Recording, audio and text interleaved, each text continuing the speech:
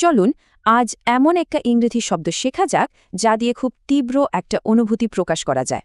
মাঝে মাঝে কিছু জিনিস দেখলে বা শুনলে ঠিক এরকম অনুভূতি হয়, তাই না? খুবই বাজে একটা ফিলিংস।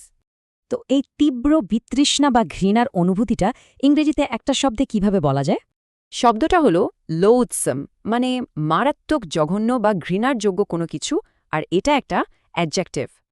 দেখুন, লোথসম কিন্তু শুধু ডিসলাইক বা হেট না, এটা তার থেকেও অনেক অনেক বেশি শক্তিশালী একটা অনুভূতি। আচ্ছা, চলুন এর ব্যবহারটা কিছু বাস্তব উদাহরণ দিয়ে পরিষ্কার করে নেওয়া যাক। এখানে লোথসম বলতে বোঝানো হচ্ছে কোম্পানিটা কর্মীদের সাথে যে ব্যবহার করত তা ছিল খুবই জঘন্য। মানে রাজনীতিবিদদের কথাগুলো এতটাই আপত্তিকর আর ঘৃণ্য ছিল যে মানুষের প্রতিবাদে নেমে আসে। লোকটার ব্যবহার এতটাই অসহ্য ছিল যে তার সাথে কেউই কাজ করতে চাইত না। কি ভয়ঙ্কর! চলুন এবার একটা ছোট্ট গল্প শোনা যাক, তাহলে শব্দটা মনে রাখতে আরও সুবিধে হবে। ধরুন রিনার খুব খিদে পেয়েছে আর তার সামনেই রাখা আছে তার পছন্দের বিরিয়ানি। দারুণ ব্যাপার। কিন্তু একটু কাছে গিয়েই সে যা দেখল, ভাতের মধ্যে একটা মরা তেলাপোকা। ভাবা যায়?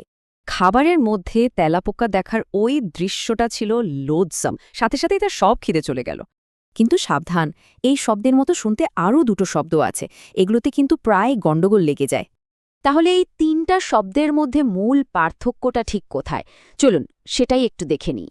লোথ হলো একটা ভার্ব বা কাজ। এর মানে হলো তীব্রভাবে কোনো কিছুকে ঘৃণা করা। যেমন এই বাক্যে সিইও সাহেব অসততাকে একদমই সহ্য করতে পারতেন না, মানে লোথড করতেন।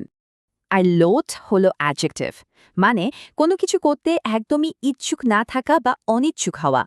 ম্যানেজার খরচ কমানোর সিদ্ধান্তে রাজি ছিলেন না, কারণ তিনি কর্মীদের ক্ষতি করতে চাননি।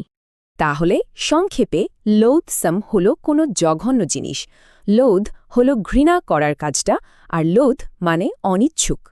এবার একটু ভাবুন তো, এমন কি আছে যা আপনার কাছে সত্যি লোথসাম মনে হয়?